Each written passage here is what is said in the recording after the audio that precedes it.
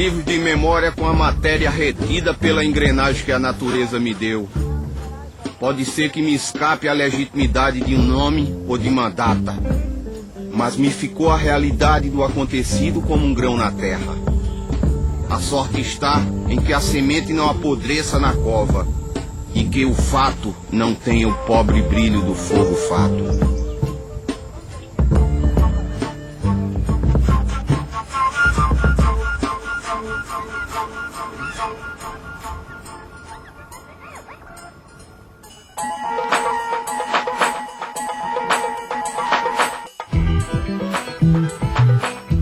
José Lins do Rego nasceu em 1901, na Paraíba, no engenho perto da cidade do Pilar. A mãe de José Lins do Rego morre quando ele é muito criança, ele tinha 2 anos de idade, certo? E é aí então que ele vai viver no engenho do avô. O tempo de formação e que ele vai discutir no seu primeiro romance de 32, O Menino de Engenho, é de fato esse momento no engenho corredor. Levaram-me para o engenho do meu avô materno. Eu ia ficar ali morando com ele. Um mundo novo se abria para mim. Menino de Engenho é o primeiro livro de uma série de 5 livros que José Lins do Rego resolveu chamar de O Ciclo da Cana-de-Açúcar. Carlos de Mello é o nome do personagem principal, o romance em primeira pessoa. E é importante para a gente perceber justamente como é que ele transforma a memória em ficção. Então, por exemplo, no romance Meninos de Engenho, o pai mata a mãe. Certo? Então, daí o pai enlouquece e ele não tem mais contato. Isso não é de fato o que aconteceu. Então, como eu disse, a mãe dele morreu de parto. Então, esse tratamento ficcional é diferente. E agora, na biografia, temos pouca informação sobre o pai. A figura importante mesmo é o avô. Seu Andorinha! Ô, seu Andorinha! Leve o gado para o pastoreio! Olhava eu meu avô como se fosse ele o engenho. A grandeza da terra era a sua grandeza. Não podia haver nada que não fosse do meu avô.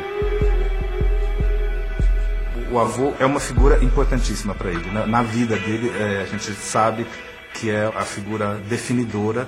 E partiu daí, até, de certo modo, o desejo dele de ser romancista. Ou seja, de escrever a história do avô. Foi aí que começou a obra do José Lins do Rego. É um dos livros básicos, né? É um dos livros fundamentais da literatura brasileira. E é um livro de um frescor, né? Até de uma inocência extraordinária, né? De uma beleza, de envolvimento, aquele menino de engenho, que no fundo é quase um menino brasileiro, né? Aquele menino meio com aventuras sexuais aos 10 anos, né? Pega até uma doença venérea, né? Convive com animais, aquelas coisas. É o Brasil, né? Uma espécie de súmula do Brasil, aquele livro. Comecei querendo apenas escrever umas memórias que fossem a de todos os meninos criados nas casas grandes dos engenhos nordestinos. Seria apenas um pedaço de vida o que eu queria contar. Sucede, porém, que um romancista é muitas vezes apenas um instrumento de forças que se acham escondidas no seu interior. O Menino de Engenho vai tratar da infância dele até os 12 anos, quando ele vai para o colégio interno. Doidinho trata justamente das memórias que ele teve do internato. Ao mesmo tempo, é um romance que, de certa forma, é uma reescritura do Ateneu de Raul Pompeia. Ou seja, ele é memória, mas também ele tem um lado literário muito importante. Ao sair do internato, o José Lins do Rego vai estudar numa escola que se chamava Pio X, na Paraíba do Norte, hoje João Pessoa. Depois ele sai e vai terminar o secundário no Recife. Ele veio fazer o que antigamente se chamava o curso de preparatórios para entrar na faculdade de Direito. E depois fez o curso, mas ele próprio escreveu numa recordação dessa época que ele não sabia nada de direito, não estudava, ele passava o tempo todo, às vezes nem sabia onde é que ficava a sala de aula de determinadas disciplinas, sabe? Foi um boêmio, e depois tornou-se, ainda estudante, já no fim do curso, um jornalista panfletário. Gilberto Freire é que tirou ele dessa profissão de jornalista, percebendo que ele tinha todas as qualidades de um romancista autobiográfico, né? O Gilberto Freire, de fato, é uma figura muito poderosa, alguém que volta dos Estados Unidos cheio de ideias, é uma pessoa que já era muito erudita, então, apesar de que só tinha 24 anos na época, o José Lins tinha 23, e ele disse que aprendeu muito, todas as leituras que ele começou a ler, que ele teve naquele momento, foram graças ao Gilberto Freire. Gilberto Freire assistiu o nascimento do modernismo literário e artístico. De modo que quando ele chegou aqui, em 23, no ano seguinte da Semana de Arte Moderna, ele disse, olha, tudo isso que esses rapazes de São Paulo estão fazendo, eu já vi nos Estados Unidos e na Europa. De modo que isso não tem nada a ver com o Brasil, né? Eles estão copiando o que fizeram na Europa. Aí ele procurou desfechar o movimento regionalista e José Lins do Rego aderiu a esse movimento, a esse que Gilberto Freire desfechou no Recife, fundando o Centro Regionalista do Nordeste, né? O romance Banguê, de 1934, se formos fazer uma relação entre a biografia e o romance, ele trata justamente desse momento que, tendo terminado a faculdade de Recife, ele volta para a Paraíba e vai para o engenho do avô. Tem o capítulo onde mostra a morte do avô, José Paulino, certo? Dentro do romance, que é uma coisa muito forte para ele, e ao mesmo tempo que existe essa admiração pelo avô, com alguma crítica, mas ao mesmo tempo a figura muito poderosa, viril até do avô, ao mesmo tempo ele sente que ele não pode continuar o legado do avô, ele não pode ser um senhor de engenho. Carlos de Melo havia crescido, sofrido e fracassado. Mas o mundo do Santa Rosa não era só Carlos de Melo. Ao lado dos meninos de engenho, havia uns que nem o nome de menino podiam usar. Os chamados moleques da bagaceira, os Ricardos. O Moleque Ricardo é o quarto livro da série do ciclo da cana-de-açúcar. O Moleque Ricardo, ele já aparecia no Menino de Engenho. Ele era o coleguinha de Carlos de Melo. Ele foge do engenho e ele vai viver no Recife, na cidade grande. Ele vai trabalhar numa padaria e se envolve com a política sindical, um pouco a revelia. No final do Moleque Ricardo, depois de envolvidos numa greve, o Moleque Ricardo e os companheiros da padaria vão presos e são mandados para Fernando de Noronha, onde era uma prisão na época. O fim do romance Moleque Ricardo é um poema em prosa, né? Em que os xangozeiros do Recife, durante a noite, cantam umas canções de protesto. O que fizeram eles que foram para Fernando? Ninguém sabe, não. Ele gravou a meu pedido este final do romance Moleque Ricardo, né? O que fizeram eles que vão para Fernando? Ninguém sabe, não. O sacerdote quebrando o ritual para deixar escapar a sua dor. Seu Lucas não era mais um Deus naquela hora. Como homem qualquer, ele falava pelos pobres que no mar se perdiam. O canto dele varava a noite, varava o mundo. Ele fizeram eles que vão para Fernando.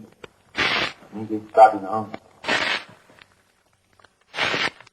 No Menino de Engenho, o José Lins do Rego parece se identificar muito com o Carlos de Melo. Quando chega no Moleque Ricardo, o Carlos de Melo é um personagem secundário e que daí ele já é alvo da crítica. Tanto é que os colegas todos começam a falar, começam a criticá-lo como sendo um privilegiado e alguém que tem a herança e a culpa dos senhores de engenho.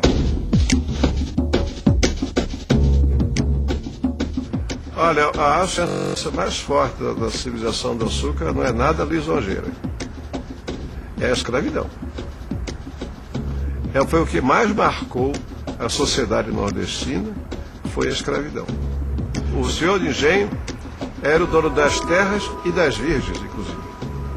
Realmente ele era dono absoluto de tudo. Então, essa chamada civilização do açúcar, né, tem essa característica de segregação muito forte.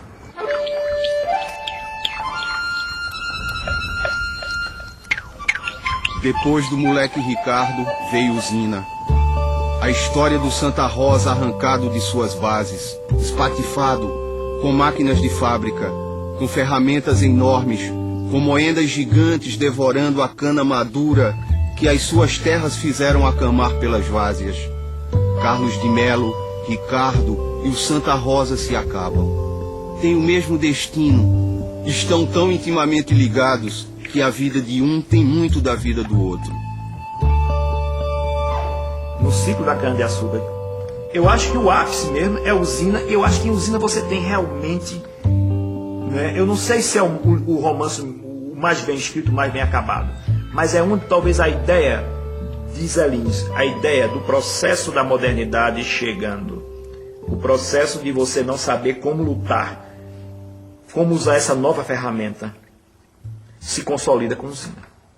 Né? É onde realmente o engenho, o fogo fica morto, o fogo dos engenhos passam a ter uma posição secundária naquele ciclo, de mero fornecedor de cana, e o engenho central, que passa a ser agora a usina, assume a sua posição.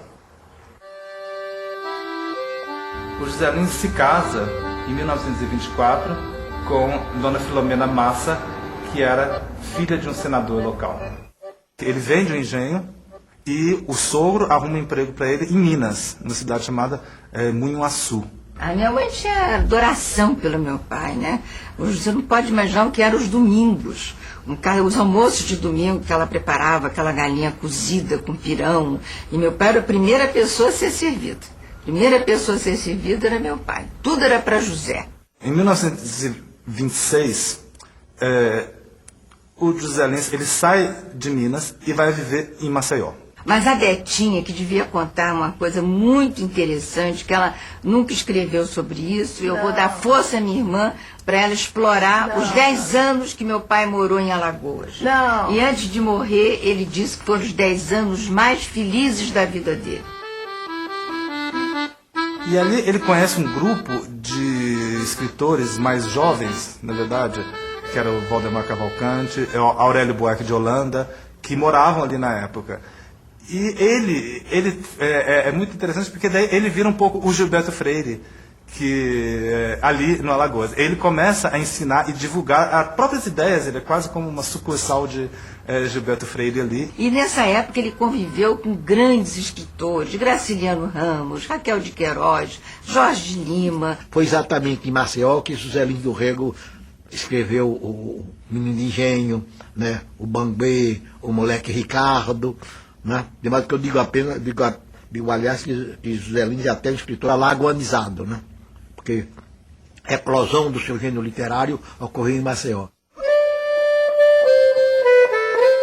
Depois nós viemos aqui para o Rio, chegamos aqui, fomos para um hotel que fica no Flamengo. Eu fiquei maravilhada, porque eu fiquei olhando assim, eu achei que chegava a me beliscar, não acreditava que estava no Rio de Janeiro. E o Zé Lins do Rego carioquizou-se, ele ficou uma figura popular do Rio de Janeiro, inclusive pelo fato de torcer ardentemente pelo Flamengo, né?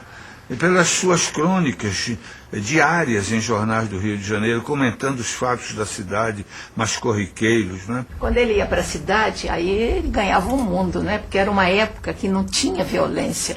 Ele almoçava na Colombo, fazia ponto na Livraria Zé Olímpio, que naquela época ficava na Rua do Ouvidor, com os amigos todos. E de tarde também passeava, só chegava em casa às 6h30, 7h. Ele passava o dia passeando. Agora, os jogos de futebol, meu Deus, ele sofria tanto que no fim da vida ele foi proibido pelo médico dele de ir a jogo de futebol. Porque quando o Flamengo era derrotado, ele ia para a cama. Em 38, o futebol aparece na vida dele e rapidamente isso vai aparecer na sua literatura. em 41, quando ele publica Água Mãe, que já é um romance que tenta fazer essa passagem do ambiente da paisagem nordestina para o ambiente do Rio de Janeiro. Ele incorpora um dos personagens dele como um joca, que é um menino que gosta e que aprecia futebol e que sonha, almeja jogar num grande clube do Rio de Janeiro, no caso, o Fluminense. Pouco a pouco ele passa a trazer essa sua vivência para a crônica de jornal, até que em 45 a crônica esportiva passa a ser um dos grandes meios de produção dele. Em crônicas muito curtas ele já passa a escrever. E ele conseguia fazer com que aquele pequeno espaço que ele tinha no jornal se transformasse num grande espaço de reflexão, né? Então ele trazia vários elementos para pensar e discutir, então, a importância do futebol na cultura brasileira, por que o futebol cativava tanto o brasileiro, e como que o futebol servia, aos olhos dele, né, para de certa forma, refletir ou dar demonstrações do que seria a verdadeira alma do brasileiro, né? E o gosto pelo futebol que ele tinha, que curiosamente é esse fenômeno urbano da vida das metrópoles, de alguma maneira para ele tinha alguma dimensão telúrica que o próprio campo, a ideia do gramado, aquilo ao ar livre, aquilo trazia como continuidade dessa identidade nordestina dele. Quando eu cheguei ao Rio, eu conheci o Zé Lins. Foi um ano de 1943, ele tinha acabado de publicar Fogo Morto, aos 42 anos, de modo que ele estava no esplendor de sua glória e do seu gênio de escritor. Fogo Morto é o romance que toda a crítica considerou a obra-prima de José Lins do Rego, e ele é considerado justamente, dizem, o romance síntese. Então, depois de muitos anos, ele volta ao assunto, ao ambiente, até em alguns personagens do ciclo da cana-de-açúcar. O tempo narrativo é mais ou menos o mesmo tempo de Menino de Engenho, mas o Carlos de Mello ali não aparece. Ele trata justamente do Santa Fé, que é o engenho vizinho, e como é que ele decaiu em Fogo Morto. Na verdade, é um romance que pertence ao ciclo, mas ao mesmo tempo está à parte do ciclo. Quer dizer, ele pertence ao ciclo porque ele vai retomar 3 personagens que pertenciam ao ciclo, que estão lá no ciclo da cana, e ele vai como que biografar individualmente cada um desses personagens. O romance ele é dividido em 3 partes e cada uma trata basicamente de um personagem diferente. A primeira parte é sobre José Amaro, a segunda parte é sobre Lula de Holanda e a terceira parte é do Capitão Vitorino. Mas a primeira parte, por exemplo, é muito interessante porque são quase só diálogos. Não existe um narrador que interfira. Então, parece que houve essa tentativa, de fato, de não ser subjetivo. Certo? É quase uma peça de teatro, a primeira parte inteira. São os personagens falando e uma outra vez aparece, o narrador. Mas esse narrador ele é quase invisível ali. Então isso é muito curioso, que não é típico de José Lins do Rego. Mandei te chamar. Eu quero saber de umas coisas que o senhor andou dizendo. Eu não disse nada. O senhor deve bem saber. Eu vivo do meu trabalho, sozinho, vivo da minha casa. Pode procurar outro engenho. Está ouvindo? Pode procurar outro engenho. O mestre José Amaro deixou que ela falasse. E depois, com uma mágoa que nunca se ouvira em sua boca: comadre, está muito direito. Estou morto. Agora mesmo no Santa Fé, o coronel me botou para fora dessa casa. E não falou mais. Foi para sua rede, enjeitou a janta e na escuridão do quarto as coisas começaram a rodar na cabeça. Não haveria um direito para ele? A terra era do senhor do engenho, e ele que se danasse, que fosse com seus cacos para o inferno? A segunda parte é que vai contar a história de Lula de Holanda, e daí vai muito atrás, vai no século XIX e conta é quase uma saga de uma família. Curioso então que, enquanto na primeira parte eram só diálogos, a segunda parte é só o narrador, ou é muito narrador contando a história. É como se o povo, ou a camada popular, não tivesse história, não tivesse passado. Certo? Então, é tudo no presente.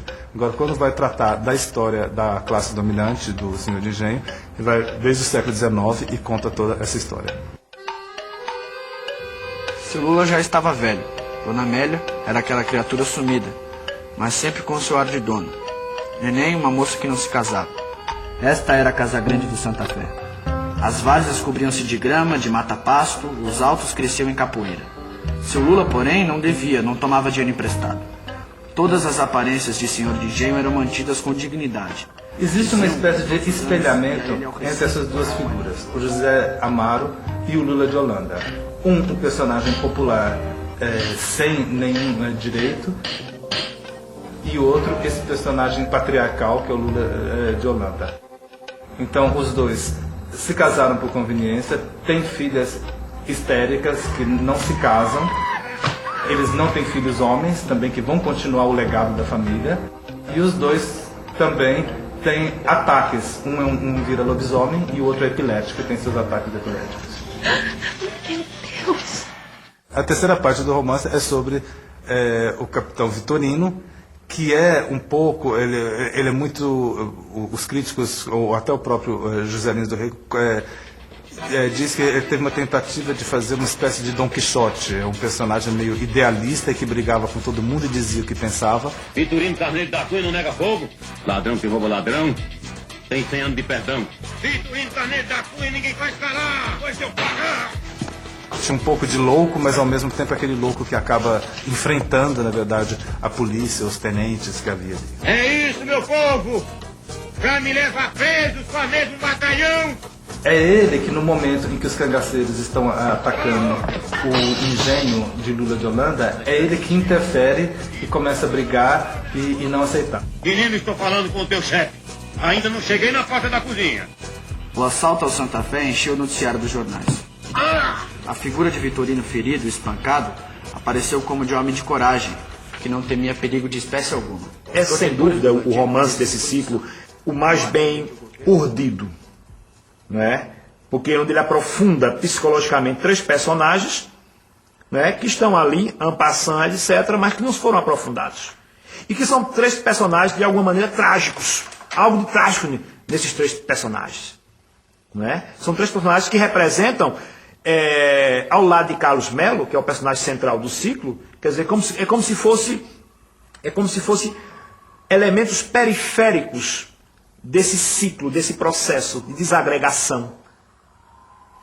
Não é? Mas periféricos, mas que você não consegue entender o centro, que é Carlos Melo, sem entender esse periférico.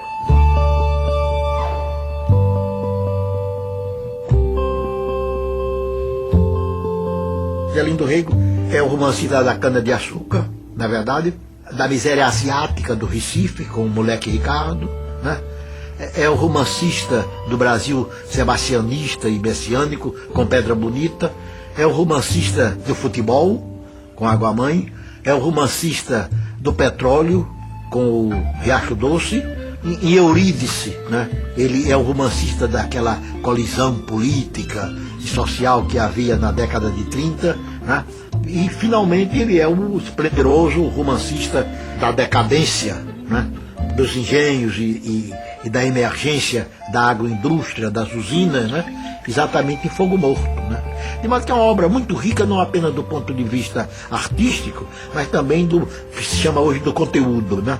Eu acho que também tem que se acentuar esse caráter de um escritor polígrafo, um escritor que fazia ensaios, fazia crônicas, fazia críticas, literatura infantil, tradução, autobiografia. Não gosto de trabalhar, não fumo, durmo com muitos sonos. Se chove, tenho saudades do sol. Se faz calor, tenho saudades da chuva. Vou ao futebol e sofro como um pobre diabo.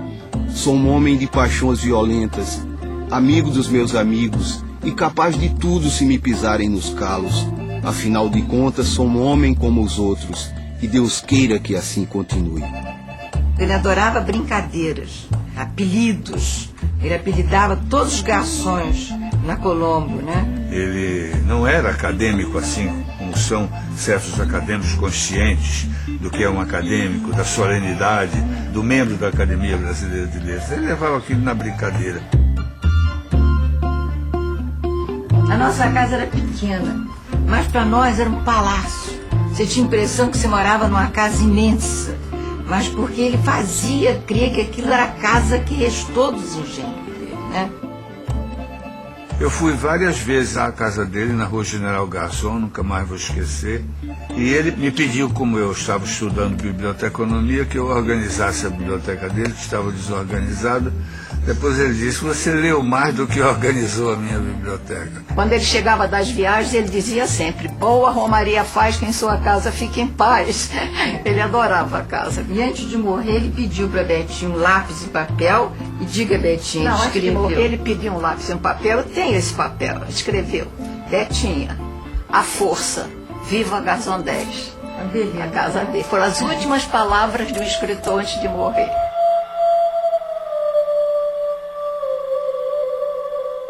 Logo antes de morrer, já nos anos 50, ele escreve esse livro, que é de fato um livro de memórias chamado Meus Verdes Anos. Esse livro ele se parece muito com o Menino de Engenho, e as pessoas até se perguntaram na época por que o José Lins resolveu escrever esse livro que era tão parecido. Ele costumava dizer que a maioria dos livros dele, mesmo os de ficção, eram 40% baseados na memória.